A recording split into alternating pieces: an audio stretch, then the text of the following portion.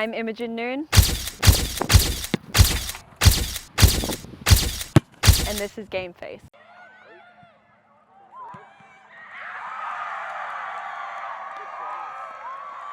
Welcome to Game Face. I'm Bob Lipman from Athletic Communications. It's great to have you again with us. And today I have the opportunity to talk with the captain of our women's soccer team. Imogen Noon is alongside. Great to see you. It's been a nice start to the season for the Penmen.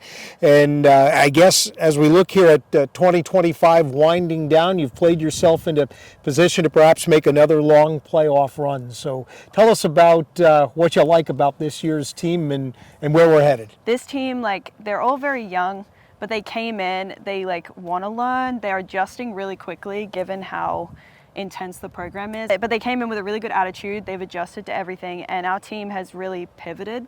We had a couple of losses there in the beginning, but we kind of took it in our stride, and I'm really excited to see where the team's going to keep going this season. So you're a captain of this year's team. How did you navigate through the difficult start with so many young players? I think it's important to be authentic and vulnerable with the team, and we really navigated that by just checking in, seeing how they're doing, trying to understand their perspective of things, and it kind of got us out of a rut. We just kind of came to an understanding where we were all like, you know what, as long as you work hard, no one cares if you're having the worst day of your life or the best day of your life, as long as you just keep trying. So that's kind of the attitude we really lifted with. One thing important to you is our Team Impact program. Can you speak about that and why it's important? It's basically bringing these chronically ill or children that go through great medical difficulty, and they pair them with sports teams, and it's really great for a number of reasons. It boosts morale, it really puts things in perspective, and I think that's what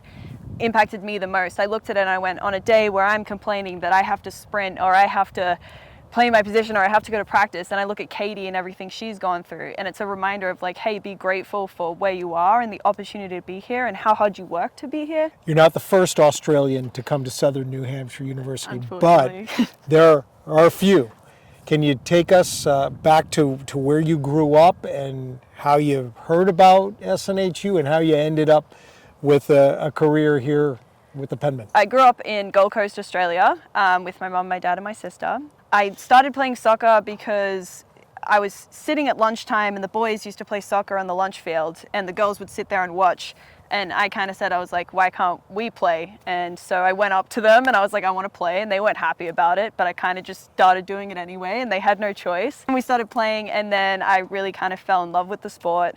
And I was picked up by a semi-professional development program. And then unfortunately I broke my leg and I was dropped from the program, and I was graduating high school, and I was like, you know what, I'm going to take a year off soccer. This is a bit too much.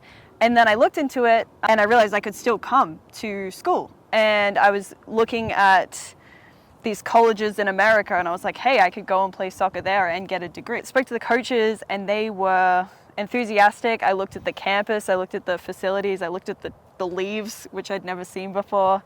And I saw that they were a competitive program and they really wanted me. And I was like, you know what? It didn't take me long. I was like, that's the school I want to go to. Saw the field, I was sold. I've stayed all 4 years because I love it so much. And we're lucky to have had you for sure. I mean, other than the family, what do you miss most about Australia when you're not there? Honestly, the snacks. People like to say Australia doesn't have, a food culture. And yes, maybe it's a mix of this and that, but we have Tim Tams, which are the greatest thing in the entire world, and we have Vegemite, which is very controversial, but if you try it the right way, it is delicious, and I miss Vegemite. All right, let's talk about real quickly here. Every season you've been to the NCAA tournament, some big games, you've won big games in the tournament. What are the highlights? One highlight that was really funny was my freshman year. I think we finished 7th in the league. It was not the best season that we had, and we were all kind of like, you know what, might be a bit of a building year, let's keep going. And then our name gets called for the NCAA tournament. We ended up going to the NCAA tournament. We just kind of had to just do it. And I think that's kind of very much the SNU soccer program motto is you know what, our circumstances might be bad, things aren't going right, we get injuries, and we get it together and we figure out a way to do it. Imogen, have you thought about what might be next after Southern New Hampshire University? Yeah, so when I first came here, I had the whole, I have no idea what I want to be when I grow up. Throughout the program, like the experience that I've had with people is that I really want to do sports psychology and I really want to do exercise physiology with that. So I'm a psych major right now. And so the next steps would be to go home and hopefully do post-grad and specialize in sports. But it was because of my experience at SNHU that I really discovered I love that. It's, especially this year, like helping my teammates, seeing how some feedback helps them and how other people play better when they're given the right encouragement. Imogen, thanks for spending some time with us. Continued success both here and post-grad. Thank you. I appreciate it. Imogen Noon, our guest today on Game Face. We'll be back with another edition soon. Thanks to our producers today, Laura Haas and Joe Kloss. I'm Bob Lipman. Take care.